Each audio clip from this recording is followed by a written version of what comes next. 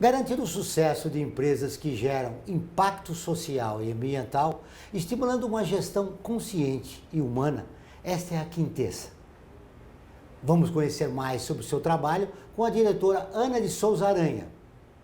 Eu sou Joel Scala, seja bem-vindo. Está começando o Observatório do Terceiro Setor, o olhar da cidadania.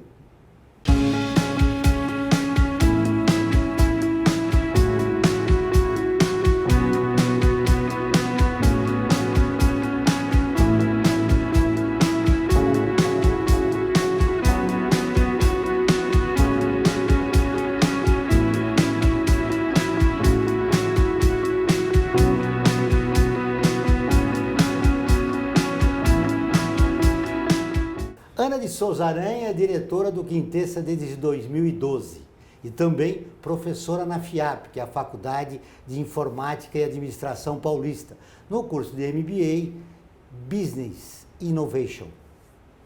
Tudo bem? Seja bem-vindo ao Observatório. Obrigada. O que é a Quintessa? Quintessa é uma aceleradora de negócios de impacto. Então, o que a gente faz é ajudar a estruturar a gestão, impulsionar crescimento e captar investimento para empresas que estão focadas em resolver grandes desafios sociais e ambientais. Esse trabalho que vocês realizam, a gente precisa contextualizar como está o setor 2,5. Desde 2012 para cá, ele vem crescendo muito no nosso país. Quando a gente fala de setor 2,5, né, a gente está falando então são organizações que ao mesmo tempo que tem a missão de solucionar algum desafio social e ambiental, tem sustentabilidade financeira e podem ter também finalidade de gerar lucro a partir da venda de produtos e serviços. Então, desde 2000, esse conceito até de negócios de impacto, ele veio de 2015, depois de uma ação da Força Tarefa de Finanças Sociais e Negócios de Impacto. Então, não só o conceito veio depois de 2012, na verdade depois de 2009, né, que foi quando a gente começou de fato, como é muito claro o surgimento de novos atores olhando para isso e de novos empreendedores se identificando dessa forma. Então, esses novos empreendedores do setor 2,5, eles já chegam com as informações necessárias para realizar um bom trabalho? para se inscrever numa aceleração, você diz? É verdade, é isso. Não, a maior parte das vezes ainda não. A apresentação deles ainda não é muito clara e muitas vezes até eles nem se identificam como negócios de impacto. Então faz parte inclusive do nosso processo de seleção contar para eles do conceito. Muitas vezes eles estão se identificando como EdTechs, Cleantechs, HealthTechs, então pode ser um outro nome. Mas muitas vezes eles chegam muito mais com o sentimento, né? De falar, eu não queria só ganhar dinheiro, eu queria deixar algum legado positivo. Mas são poucos, cada vez mais, mas ainda poucos que já chegam se identificando como negócios de impacto. Ou seja, é necessário não só o espírito do empreendedorismo, né? Mas que a organização esteja estruturada. Sim, não vale só a intenção, né? A intenção é como ela está concretizada. Então também faz parte do processo de seleção entender o quanto que um negócio ele resolve uma necessidade relevante, o quanto que faz sentido o modelo de negócio, de quem que cobra, quanto cobra, a equipe que faz parte do negócio. Então a gente no processo de seleção entende os eixos, né? A gente sempre seleciona com base num olhar para qual que é a tese de impacto do negócio, o quanto que a gente acredita na equipe, né? Nos empreendedores e na equipe que está lá junto a eles, o potencial como negócio, e aí é onde a gente vai calibrar, né, no sentido de o que é um pré-requisito para poder entrar no programa e o que são desafios que inclusive vão ser pauta da aceleração. Então vão ser exatamente onde a gente vai ajudar eles a conseguirem amadurecer em termos de gestão. Essa ajuda que vocês dão também se estende ao que investir na área da educação ou em outra área que possivelmente necessite mais? Vocês também têm esse olhar? Sim, dentro de negócios de impacto, a gente tem trabalhado muito com negócios de educação, de saúde, meio ambiente, reciclagem e inclusão social. E aí a gente tem vários tipos de programa, né? Tem programas em que a gente vai ajudar, que é o que a gente fala da aceleração, que a gente vai ajudar mais em termos de validação de modelo de negócio, ou de tração, que tem a ver com estruturar a gestão e impulsionar crescimento, ou de escala, que tem a ver com determinar o plano de expansão de negócio. E a gente tem também um programa que é assessoria para captação de investimento, que tem a ver com ajudar os empreendedores a se prepararem para captar investimento e de fato irem a mercado, dialogarem com investidores, até fecharem os contratos. Então, negócios de diferentes segmentos podem participar de todos esses tipos de programa. É importante a gente citar um pouco da história, né? O 2000 chegou no Brasil com uma ideia do Mohamed Yunus, né? De 2007, que é o Prêmio Nobel, né? Da Paz. E ele chegou aqui já com uma certa estrutura e com uma aceitação muito boa. Mas ainda as pessoas têm dificuldade de saber o que é o setor 2,5. Né? O que é o setor 2,5? Legal. Então, como a gente falou no início, né, 2,5 ele tem muito a ver com o conceito de negócio de impacto e tem a ver com esses negócios eles juntarem características que tradicionalmente são do segundo setor e do terceiro setor. Então, do segundo setor, a característica de ter sustentabilidade financeira e de buscar um resultado financeiro positivo. E do terceiro setor, o foco em gerar impacto, o foco em solucionar algum desafio social e ambiental relevante. Então, quando a gente fala de 2,5, significa que são organizações que têm esses dois tipos de objetivo. Para quem trabalha no setor, uma brincadeira até que se diz é que são, na verdade, os negócios que estão entre o 2,1 e o 2,9. Então, alguns com uma origem olhando muito mais para negócio mesmo, retorno financeiro, mas também com olhar para o impacto, e outros que nascem muito mais numa origem de olhar para o impacto, mas vão olhar para o modelo de negócio. De uma forma geral, quando a gente fala do setor 2,5, a gente está falando tanto sobre esses negócios, quanto sobre os atores que ajudam eles. Então, aceleradoras, incubadoras, fundos de investimento, então todos os atores que estão olhando também para impulsionar esse tipo de negócio. Se fala, né, que é uma linguagem da psicologia que é necessário dado de realidade. Não é só você fazer um bom projeto, mas ter recursos para que você continue fazendo aquele trabalho. E muitas empresas aqui no nosso país ainda têm essa dificuldade, né, na captação de recursos. Né? Como destrinchar isso? Como orientá-los? Primeiro tem a ver com separar o que é mito e realidade, como você bem falou. A gente vê que tem um certo mito, assim, como se o objetivo de todo negócio fosse ter que captar investimento. Então você vê às vezes empresas super saudáveis, vendendo bem, crescendo bem a partir dessas vendas e quase como que se obrigando a ter que captar investimento.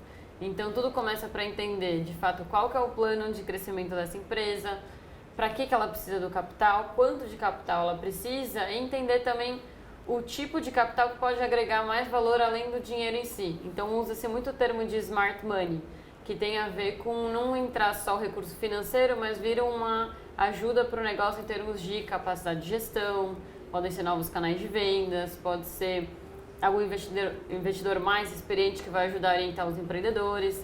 Então tem esse cuidado de ajudar os empreendedores a escolher de quem que eles vão buscar o recurso e também se prepararem em termos de diálogo, né? Então, saberem trazer números das empresas, números do que é o plano de crescimento deles também. Muito bem, tomar cuidado em relação à gestão, claro, a captação de recursos, né? E também o network, né? Que é fundamental para o terceiro setor e também para o setor 2,5. Todas as terças e quintas-feiras, ao vivo, às 14 horas, tem programa de rádio Observatório do Terceiro Setor, onde recebemos especialistas que, junto com os ouvintes, debatem os principais temas da atualidade e do terceiro setor. Você pode ouvir pela Rádio Trianon AM 740 ou em qualquer lugar do mundo, pela internet, do seu celular, computador ou tablet, pelo link que aparece na sua tela. Voltamos depois do intervalo.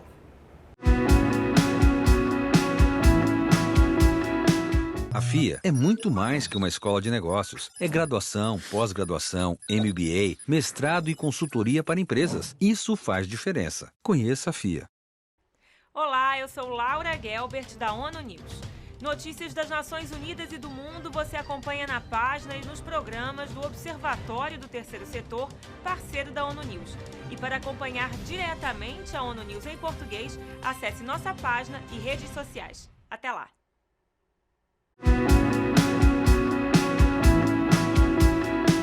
Voltamos com o Observatório do Terceiro Setor. E agora vamos para o quadro. Você conhece? Era chamada Mulher do Diabo.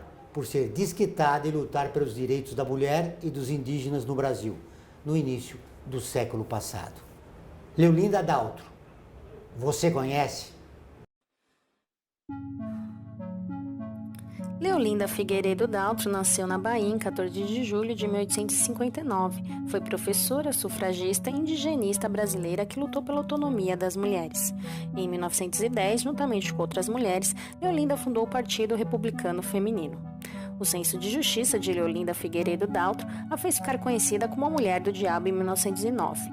O Brasil, muito religioso na época, viu uma mulher desquitada, ativa politicamente, que circulava em ambientes masculinos, acreditava na transformação pela educação e lutou para garantir o direito das mulheres ao voto, não poderia ser considerada outra coisa senão diabólica para a época. Como de costume, casou-se cedo e teve 2 filhos, porém logo separou-se do marido, encontrando uma motivação para estudar e para ser professora e ajudar nas economias da casa. Aos 24 anos, casou-se novamente e mudou-se para o Rio de Janeiro em busca de melhores condições de vida. Com o novo marido, Leolinda teve mais 3 filhos logo após sua vinda para o Rio de Janeiro. Fundou o Partido Republicano Feminino com a poetisa carioca Gilca Machado em 1910, bem como 3 jornais dedicados à mulher, além de publicar 2 livros nos quais contou aspectos de sua vida. Por mais de 10 anos, Leolinda e suas companheiras de partido criticaram a cidadania incompleta das mulheres e participaram de todos os eventos possíveis de ter repercussão na imprensa. Além disso, Leolinda percorreu o interior do Brasil a fim de estimular a alfabetização laica das comunidades indígenas, uma vez que o sistema vigente na época era de catequização e conversão ao catolicismo. Leolinda tinha uma proposta polêmica e inovadora, a defesa dos direitos dos indígenas. Leolinda queria incorporar os índios brasileiros na sociedade, alfabetizando-os sem conotações religiosas. Leolinda percorreu o interior de Goiás por mais de 4 anos para colocar em prática esse projeto.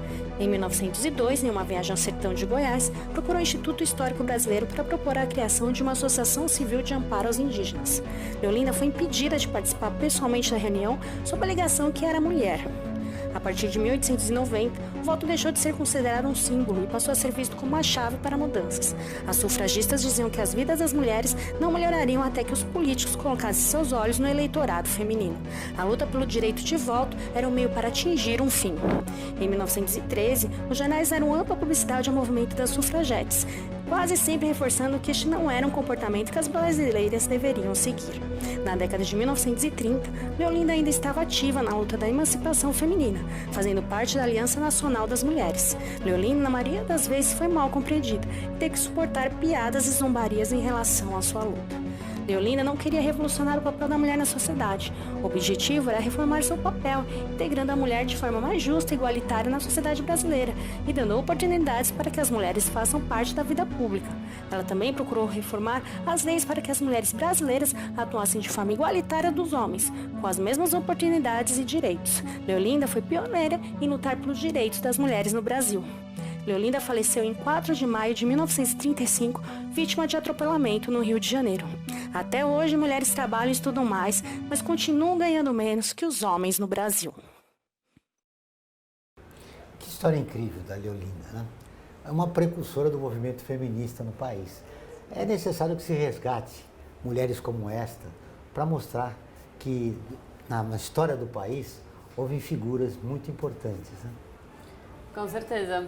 É um tema que pessoalmente me interessa muito, porque você vê, a gente pode falar em política, né, em vários espaços, a falta de representatividade, mas acho que vai muito além disso, né? Quando a gente fala de feminismo, ainda mais recentemente tem se falado muito também o quanto isso afeta os próprios homens, olhando para a cultura e comportamento. Olhando um pouco, trazendo para a realidade do que a gente trabalha, a gente vê isso muitas vezes na ausência de mulheres em painéis de eventos sobre empreendedorismo, olhando para a equipe de fundos de investimento, muitas vezes olhando para a própria equipe de aceleradoras. Então é importante porque um tema macro também entra dentro do nosso universo. Teve um estudo que saiu nos Estados Unidos, se não me engano foi de Harvard esse estudo, que eles fizeram análises para entender o quanto que afetava a chance de captar investimento se você fosse uma mulher, se você fosse um homem e se você fosse um homem bonito. E são impressionantes os resultados, porque era o mesmo pitch de negócio, então assim, em termos de conteúdo era o mesmo, mas por quem estava apresentando mudava completamente o viés de análise. Então as porcentagens eram em termos de escada, né? Então a mulher tinha X menos chances de captar do que o homem, e se o homem fosse bonito, ele tinha ainda mais chances de captar do que o outro homem. Então é importante esse tipo de assunto porque a cultura depois ela vai ter como consequência viés na hora de análise e chega-se consequências como baixo capital para empreendedoras mulheres ou até baixa presença de mulheres empreendendo por aí questões que vão vir de origem, de autoestima, de oportunidade de trabalho, de oportunidade de estudo e por aí em diante, né? Vivemos numa sociedade machista. Como as mulheres podem mudar esse quadro? Acho que a primeira ação talvez é reconhecendo o nosso próprio viés. Eu conheço muita mulher machista e conheço muito homem feminista. Então acho que primeiro é a gente sair de uma simplificação e começar a não olhar para si próprio, entender os próprios viés que a gente tem de análise. O segundo é reconhecer também os próprios privilégios. Então acho que é um exercício importante se fazer, seja por ser homem, por mulher, de origem de alta renda ou não, acesso a estudo, acesso a uma família que criou condições para se poder ter autoestima. Então, acho que esse exercício também de reconhecer os privilégios é muito importante para se entender o viés do outro, né? E o terceiro é olhar para, de fato, criar mais oportunidades. Então, hoje, por exemplo, a gente olha para ações de programas de aceleração para empreendedoras mulheres. Então, como também sabendo que tem um gap temporal aí, né, de diferença de tempo, como também a gente pode de forma ativa fomentar mais empreendedoras no campo e tem também um movimento por ter mais mulheres do lado da seleção, né? Então mais mulheres em aceleradoras, em fundos de investimento, sabendo que naturalmente isso vai poder reduzir o viés na hora da análise.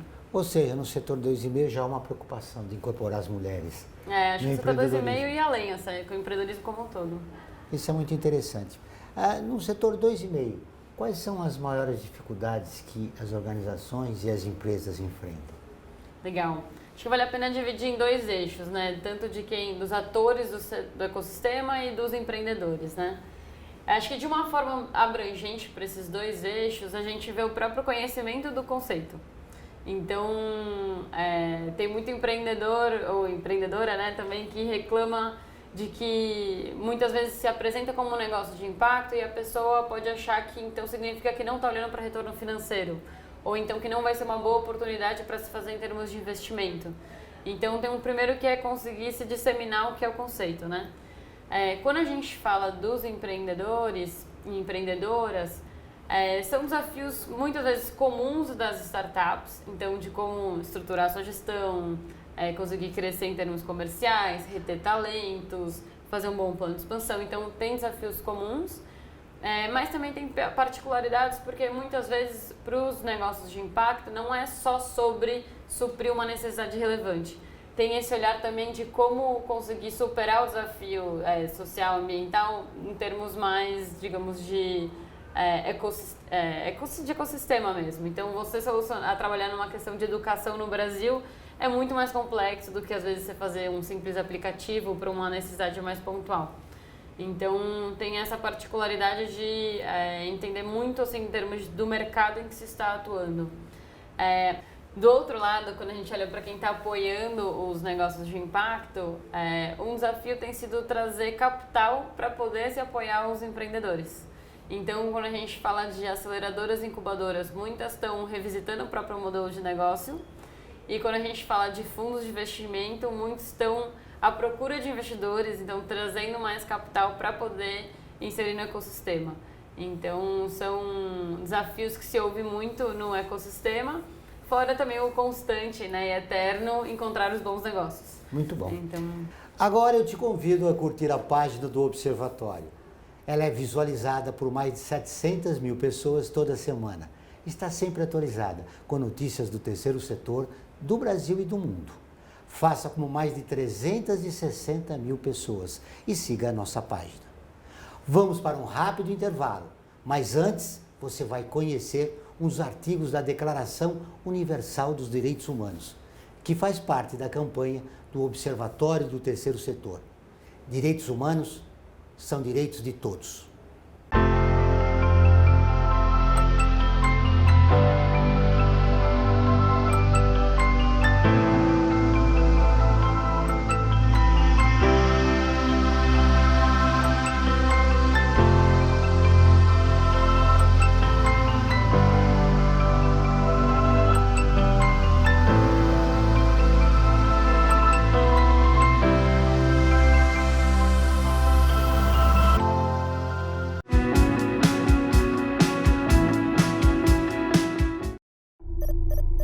Internacionalizar a economia afeta o seu emprego? Para onde vai o Brasil?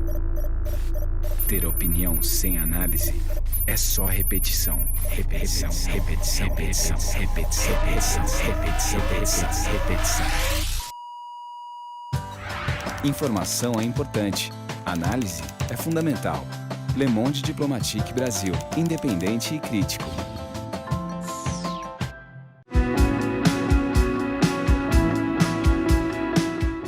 Estamos de volta com o programa do Observatório do Terceiro Setor.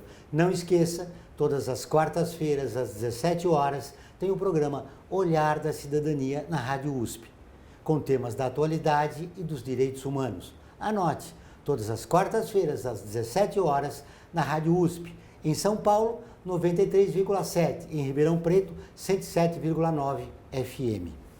Muito bem. Vamos falar um pouco agora. Vocês soltaram em 2015 um guia do setor 2,5. A gente criou, ele chama Guia 2,5, e ele é um guia para os empreendedores. Então, o que a gente percebeu foi que tinham dois grandes desafios. Primeiro, uma questão de, digamos, desigualdade de poder. Então, os empreendedores estavam sendo selecionados pelas aceleradoras, incubadoras e fundos, mas eles não conseguiam selecionar as organizações do outro lado. Então, a gente percebeu que os empreendedores não sabiam como entrevistar uma aceleradora, por exemplo, ou como entender melhor a proposta de valor delas para conseguir entender onde apostar seu tempo ou né, seus recursos. Então, o guia ele foi feito para os empreendedores. Eles selecionam o tipo de suporte que eles precisam, o estágio de negócio, aonde eles estão no Brasil, e aí o guia responde quais organizações então tem fit, né, quais se encaixam no que eles estão buscando ou no que eles precisam. E de um outro lado, também o segundo desafio era trazer mais eficiência para o ecossistema. Então, muitas vezes um negócio que não é selecionado pelo Quintessa poderia ser selecionado por outra organização. Então, tem também a ver com a gente conseguir trazer mais clareza de o que é o foco, o que é a proposta de valor de cada organização. E aí também fica mais claro o que é sinérgico com o que, né? Então, quais programas são concorrentes, quais são complementares. E digo até a partir do guia que a grande maioria é complementar. Então faz sentido para os empreendedores passarem um programa para um estágio de negócio e depois poderem amadurecer com continuidade de apoio de outras organizações. Ou seja, o guia é uma ferramenta importante para os empreendedores. Sim, sim. Focado em auxiliar eles e também o guia acabou sendo muito procurado por quem queria estudar o ecossistema. Então, alguns alunos de faculdades, pessoas que estão fazendo mestrado, também utilizaram o guia como uma ferramenta para entender o ecossistema como um todo. O que é importante para as pessoas que estão nos assistindo, que querem entrar nesse universo do empreendedorismo, do setor 2,5? O que é necessário inicialmente? Legal. Acho que a primeira etapa é conhecer ele, então até o guia é uma boa dica de ferramenta para isso, entender o que é o conceito, quais são as organizações que atuam no setor, o que são exemplos de negócios também que estão atuando no setor e depois poder decidir qual que é a forma que enxerga, né, que gostaria e poderia agregar valor. Então, você tem desde executivos e executivas entrando para dar mentoria, por exemplo, nas organizações. E a gente, mais recentemente, também começou a ajudar grandes empresas nesse movimento de se aproximarem desse ecossistema por meio da nossa frente de programas em parceria. Então, é um movimento de grandes empresas que podem estar olhando tanto para a inovação na lógica de novos produtos e serviços, entrada em novos mercados, ou muitas vezes também desenvolvimento dos colaboradores, ou até questões de rever sua cadeia de valor para entender como poder ser mais eficiente ou mais sustentável, ou muitas vezes até mais econômico, revisitando os fornecedores que fazem parte dela. Então, a gente vê, por exemplo, negócios de impacto que estão trabalhando com resíduos, ou economia de água, ou muitas vezes olhando para bem-estar das pessoas, muitas vezes podem se acoplar, se unir, né, na cadeia de valor das empresas e ter um ganha-ganha ali. Então, para os empreendedores, eles estão ganhando escala, estão com novos clientes, e para as grandes empresas, muitas vezes estão trazendo soluções que já existem prontas no mercado, que solucionam seus desafios e também, como consequência, né, ou sinergicamente, também elas estão gerando impacto social e ambiental para a sociedade como um todo, né? Ou seja, o importante é destacar que o mercado está aberto, né? Sim, vocês com não certeza. se inibir, né? É só querer Estamos fazer. no início dele ainda. Já se desenvolveu muito, mas está no início ainda. Aí eu quero voltar ao guia. Onde ele está disponível? Como que se conseguir esse guia? O guia está aberto na internet, ele pode ser acessado, o site dele é www.guia2email, escrito mesmo.com.br. Então o material tem lá, pode-se tanto navegar nas páginas quanto baixar a publicação, que aí tem análises mais compiladas do ecossistema. Outra coisa importante, né, no setor 2,5 é o network. Exato. Como chegar a esse universo já imenso, né, do setor 2,5 que está crescendo a cada dia aqui no nosso país. Muito bom. A gente tem conversado bastante sobre isso recentemente. Algumas dicas que se aplicam, né? Então, primeiro reforçando conhecer quem já está nele. Então, um guia é uma ferramenta, mas tem muito a ver também com começar a frequentar os ambientes. Então, frequentar eventos, por exemplo, do ecossistema. Boa parte deles são gratuitos, então é uma questão simplesmente de se programar e aparecer neles. Assinar newsletters, por exemplo, das organizações, então acompanhar estudos que saem, chamada para eventos também das organizações e de alguma forma monitorar também as redes sociais, é uma forma de entender o que está sendo discutido, temas que estão sendo falados, então eu acho que tem um pouco de característica de todo mundo que trabalha nesse ecossistema, sempre todo mundo bem numa lógica de portas abertas.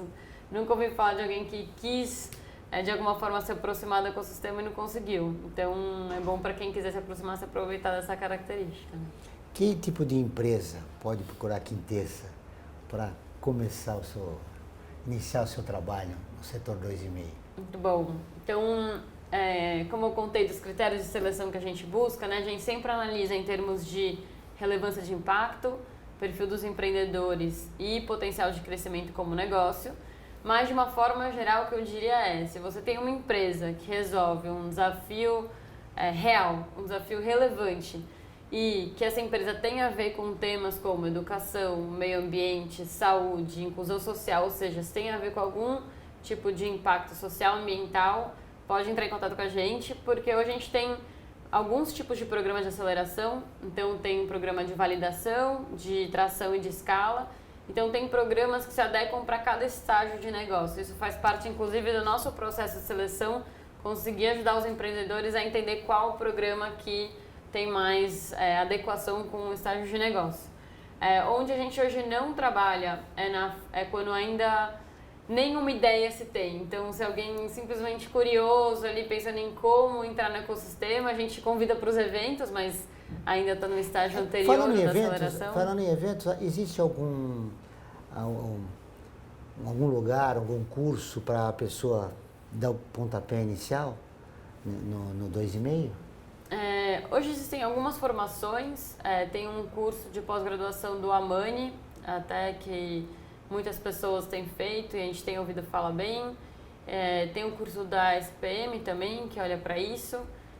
Sense Lab também é uma organização que tem cursos para isso. A gente até, dentro do próprio Guia 2,5, a gente fez uma aba de ecossistema e lá tem cursos para quem quer ir na lógica de se capacitar sobre o assunto. Então, fica essa dica também.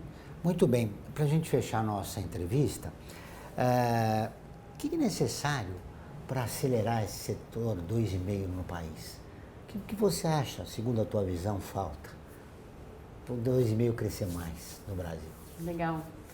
Bom, primeiro acho que é conhecer e talvez reconhecer a sua relevância e potencial de crescimento e de gerar uma mudança mesmo sistêmica para o país. Realmente acredito nisso, realmente acredito que a solução para a gente mudar a nossa realidade é por meio do empreendedorismo. Então, acho que é conhecer mais o ecossistema e também a gente ajudar a trazer mais capital para impulsionar ele. Então, eu acho que esse capital ele tem a ver com trazer capital para os fundos de investimento que já estão olhando para isso, tem a ver com impulsionar os aceleradores que já estão trabalhando e o próprio capital para os empreendedores. Então, ajudar quem já decidiu, né, empreender e ajudar a superar os desafios sociais e ambientais, como chegar mais longe ainda. Obrigado pela entrevista, foi um prazer conhecê-la. Muito obrigada. O Observatório do Terceiro Setor desta semana fica por aqui.